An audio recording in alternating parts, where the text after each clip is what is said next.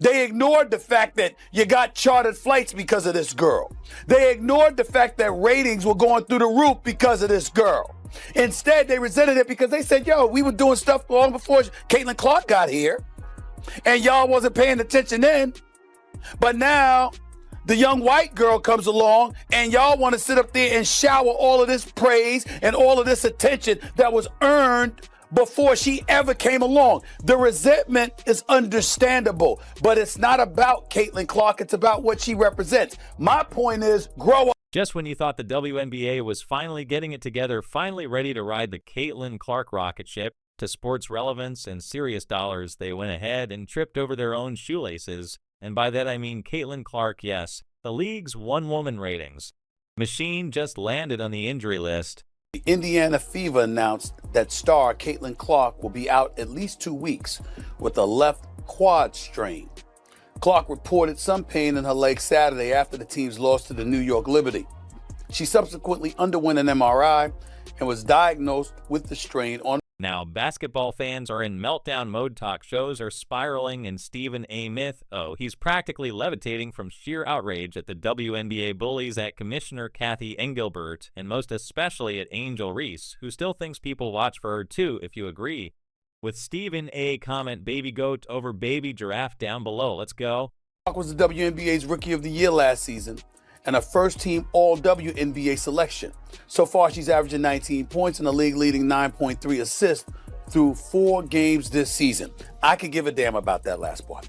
I don't care about her leading the league in assists. I don't care about the points that she's averaging because I already know that the young lady can ball. She is special. What I'm interested in is what somebody tweeted me and asked about earlier today that I want to show you right now. Put this tweet up, please, so our audience can see it here. At 4th Gen Bucci, B-U-C-C-I, right? Stephen A. Smith, can the WNBA keep itself afloat while CC, as in Caitlin Clark, is out? Caitlin Clark, the very woman who turned women's basketball from something only your overly competitive cousin watched into must-see TV, is now benched with a quad strain, 2 weeks minimum, 2 long Clarkless weeks, where the WNBA will do its best impersonation of everything's fine, while the actual product collapses faster than Angel Reese's layup picture. This, the league's leading light in street clothes, while the TV ratings sink like a rock in a kiddie pool. Unfortunately, though, the celebration in the WNBA, it was cut short yesterday afternoon as WNBA players learned the harsh lesson: be careful what you wish for. Headline at the New York Post: Caitlin Clark sidelined with Indiana Felines announcing shock injury. Keyword: shock.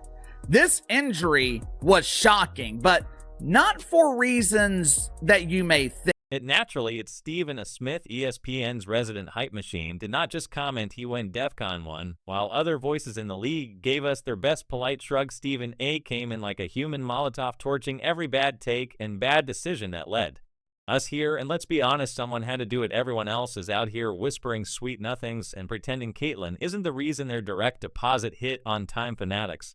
Fanatics also reported a 100% increase in sales for WNBA-specific merchandise. It started with Caitlin Clark.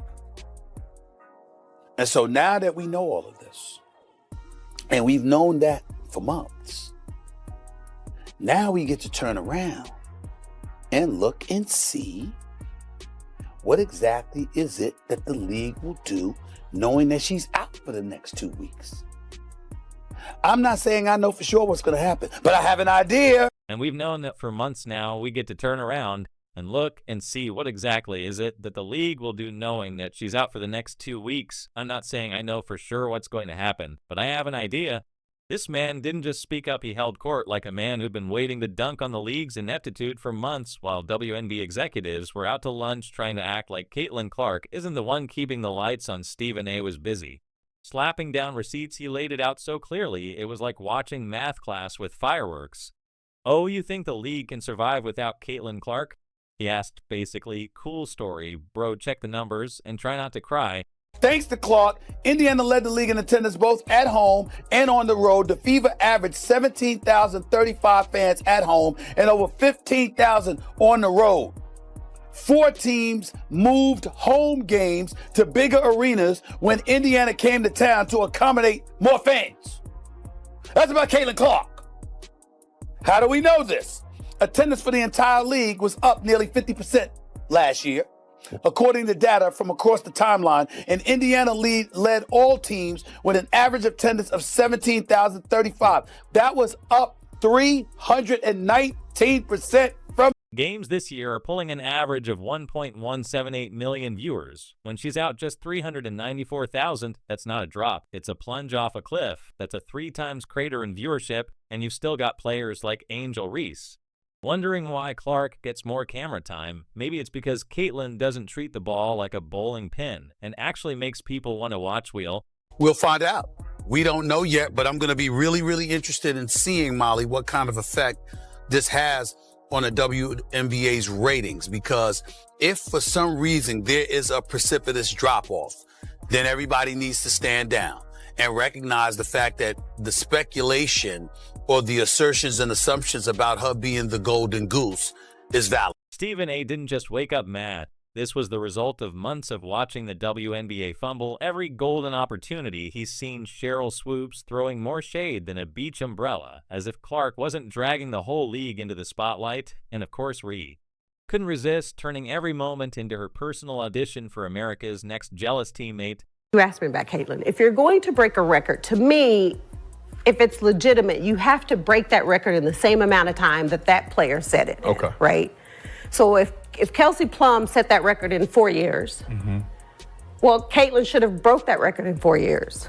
But because there's a COVID year and then there's another year, you know what I mean? So she's already had an extra year to break that record. So is it truly a broken record? Kathy Engelberg, whose entire Clark-related strategy could be summed up as, a thanks for the ratings, I guess it's like finding a genie in a bottle and wishing for a slightly larger bottle. Now, with Clark's sideline, Stephen A. is basically yelling, I told you so from the rooftops, and honestly, he's earned. I noticed when you're asking about Caitlin a lot, you bring up other rookies as well. No league's ever about one player. That player could get hurt or whatever. So I think it's just to give recognition that in sports, people watch for compelling content and rivalries. And you can't do that alone as one person. Let's rewind, because the build-up to this train wreck has been a masterclass in league mismanagement. Caitlin Clark's first game this year against the Sky, a record-setting 2.7 million viewers, the highest-rated WNBA game on ESPN, ever a debut. So big, even the NBA raised an eyebrow. That wasn't a fluke, that was the arrival of a generational star. And she came bearing receipts, viewers, and more jersey sales than half the league combined. So what did the WNBA do? Shower her with love launch. A full-scale marketing blitz. We got press releases so generic they could have been generated by Angel Reese herself. It was as if the league was afraid to acknowledge that one player was doing more for the brand than a decade of group effort. Became the first rookie with at least 25 points, 5 assists, and 5 rebounds in a playoff game. That was Caitlin Clark. Became the 4th different rookie to play all 40 minutes in a playoff game. That was her. I'm looking at other things. 6 different league television partners. This is last year. This is last season, because this is Caitlin Clark that we're talking about. 6 different league television partners set viewership records that year, her rookie year, for its highest viewed WNBA game.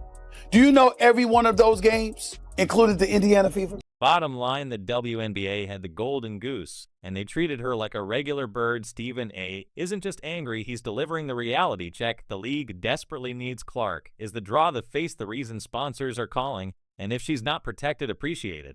And elevated this league won't just lose a player, it'll lose its moment. Stephen A. Smith has been the lone voice of reason in a room full of noise when it comes to Caitlin Clark. While others tiptoe around egos and cling to outdated narratives, Stephen has been calling it like it is from the moment Clark stepped onto a WNBA court, bringing with her a wave of attention, ticket sales, and viewership the league had never seen before. He's been her loudest supporter.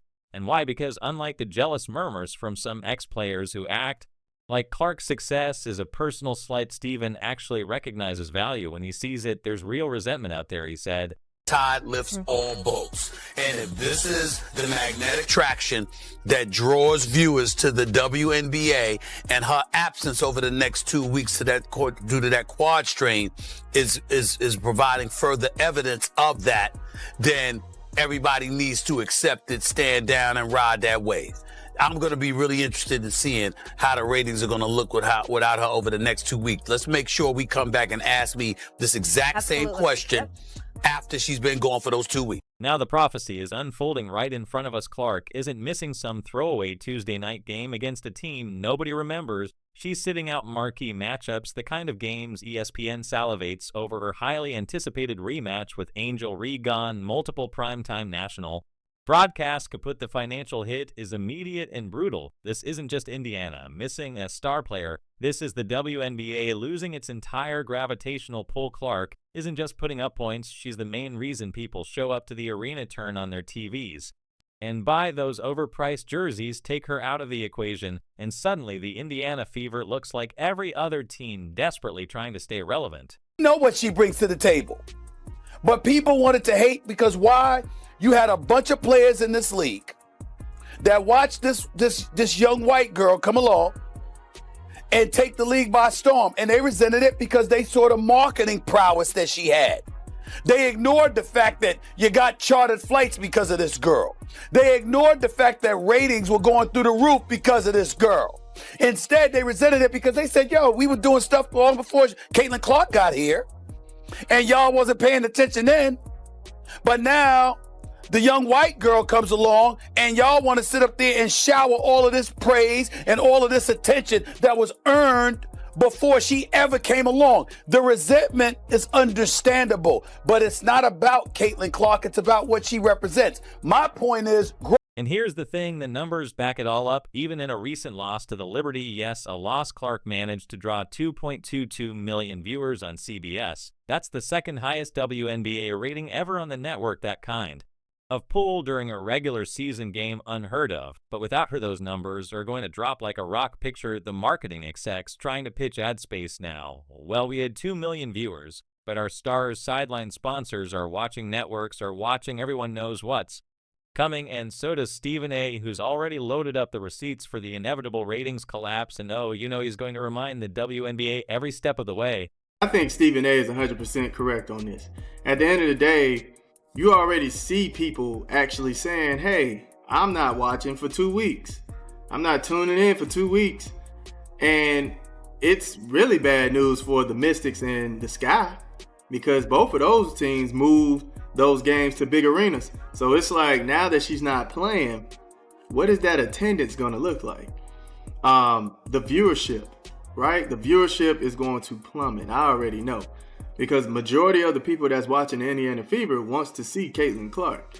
And sad to say it, a lot of them only want to see Caitlin Clark. They don't really care about the entire. Makes this sting even more is that it didn't have to be this way if the league had just acknowledged what was clear from day one, that Clark is the engine driving this whole operation. Things could have been different. Instead, they downplayed her rise, acted like her success was some fluke, or worse, something to be embarrassed about, all while Clark packed arenas, boosted ratings, and changed the perception of women's basketball overnight. And now that she's out, all the people who scoffed at her impact are about to learn the hard way just how wrong they were. Higher television ratings, higher. But he was moving Caitlin Clark games to bigger facilities because everyone was selling tickets. There were ratings. It was a ratings bonanza. Now with Caitlin Clark not playing, what do? Well, when you change your situs, guess what? You can't change it back. Yep. All the tickets are literally half the price, and there are entire sections of the stadium that have not sold any tickets. 2.2 million average viewers tuned in to watch Caitlin Clark and the Fever take on the Liberty. Peaking at 3.2 million viewers is crazy for the WNBA, even for the Fever. Became the 6th most watched WNBA regular season or playoff game. She came into the league last year with no break whatsoever between the college game and the pro game and did her thing. Ended up as an all-star, ended up being 4th in the league in MVP voting, was the clear winner for Rookie of the Year. No competition whatsoever in that regard when it was really all said and done. We know what she brings to the table. But people wanted to hate because why?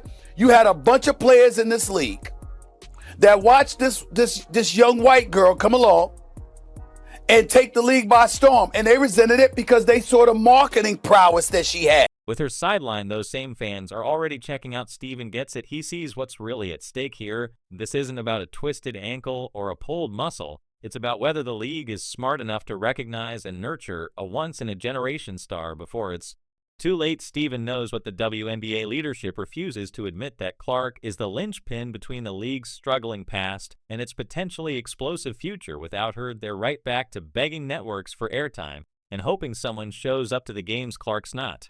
Just a player, she's a walking marketing campaign, a highlight reel, a franchise, and sneakers. And now she's out, and the bridge she built between women's basketball and the mainstream is temporarily closed for repairs. That's not just a setback, it's a full-blown crisis.